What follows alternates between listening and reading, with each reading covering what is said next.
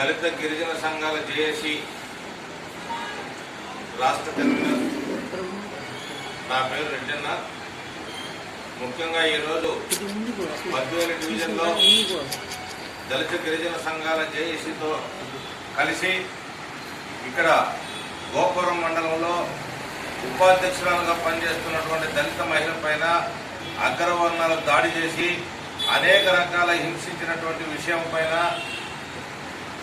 ఈరోజు ఆ గ్రామానికి వెళ్ళి ఆమె శ్మశాన వాటిక కావాలని, దళితులకు శ్మశాన వాటిక లేకుండా భూ కబ్జాలు చేశారని ఆమె మాట్లాడినందున ఆ విషయంపై పత్రికా ప్రకటన మరియు లెటర్ల ద్వారా అధికారులకు తెలియపరిచినందున ఆమె పైన దాడి చేసి తన కుటుంబాన్ని హింసించి అనేక రకాలుగా ఇబ్బందులు పెట్టినా మరి ఇప్పటి వరకు తగు చర్యలు తీసుకోకపోవడం, మరి పోలీస్ డిపార్ట్మెంట్ కానీ లేకపోతే రెవెన్యూ డిపార్ట్మెంట్ కానీ తగు చర్యలు తీసుకోకపోవడం చాలా శోచనీయం, అవమానకరం అని చెప్పేసి ఈ సందర్భంగా అధికారులకు నేను మనవి చేస్తూ, అయ్యా అట్రాసిటీ చట్టం ద్వారా దళిత మహిళ అయినటువంటి ఉపాధ్యక్షురాలకి న్యాయం కల్పించండి. మరి పోలీస్ అధికారులు కూడా అక్కడికి వెళ్లి నిర్లక్ష్యంగా మాట్లాడి ఆమెను అవమానకరంగా మాట్లాడినట్టు ఆమె చెప్పింది.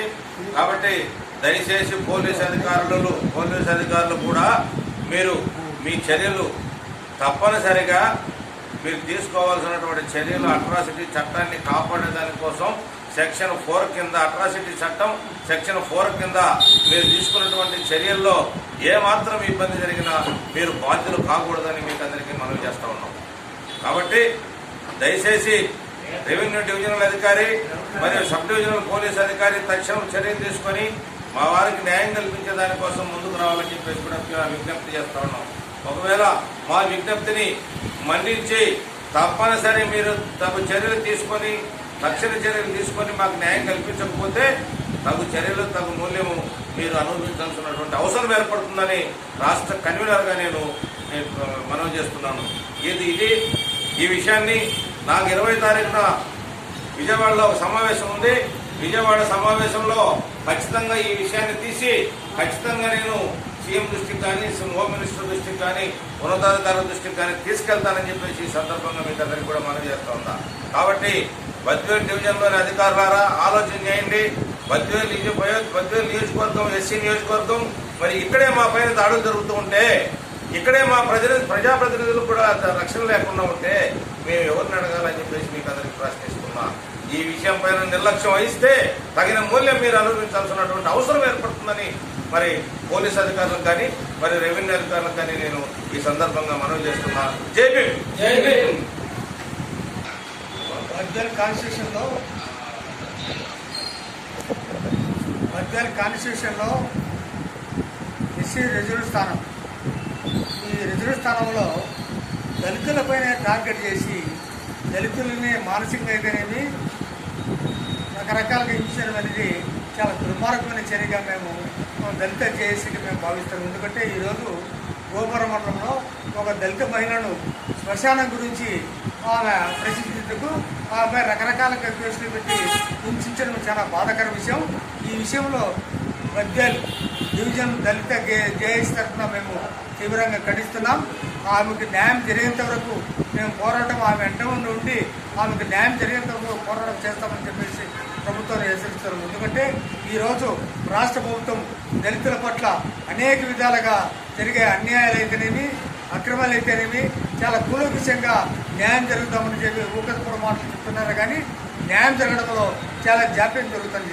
కాబట్టి ఇప్పటికైనా దళితులపైన జరిగే దాడులను మేము తీవ్రంగా ఖండిస్తూ వాళ్ళకి న్యాయపరంగా హక్కులు రావాల్సిన, వాళ్ళకు న్యాయపరంగా జరగాల్సిన విధుల గురించి, వాళ్ళ హక్కుల గురించి మేము పూర్తిగా మా ప్రభుత్వాన్ని తెలియజేస్తున్నాం. వాళ్ళకి న్యాయం జరగకపోతే మొత్తం బద్వేలు డివిజన్ పరిధిలో మొత్తం 7 మండలాల్లో 8 మండలాల్లో కూడా మొత్తం దళితులపై దాడుల గురించి మేము తీవ్రంగా ఖండిస్తూ రాష్ట్రాలకు అయితేనేమి, ధర్నాలు అయితేనేమి, నిరసన కార్యక్రమం చేపట్టడానికి మేము వెనుకాడమని చెప్పేసి దళిత జేఏసీగా మేము కోరుకుంటున్నాం. ఇప్పటికైనా రాష్ట్ర ప్రభుత్వం వెంటనే దళితుల సమస్యల పట్ల, దళితుల అన్యాయ కిరాతం పట్ల, దళితులపై దాడుల పట్ల తీవ్రంగా మేము ఖండించడానికి మీరు సానుకూలంగా స్పందించి న్యాయం చేయాలని చెప్పేసి నూతన ఎన్డీఏ ప్రభుత్వానికి మేము సవినయంగా మనం చేస్తున్నాం.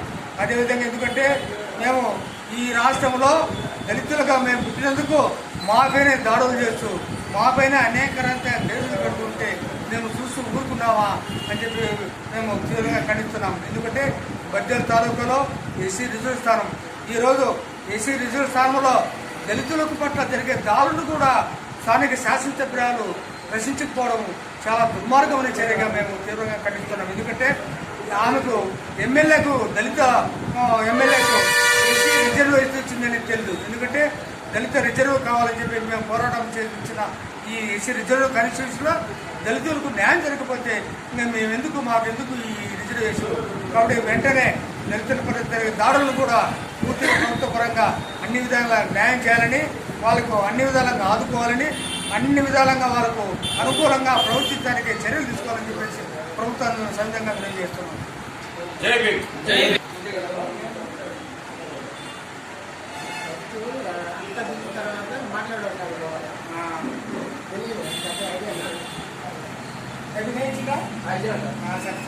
నేను మాత్రం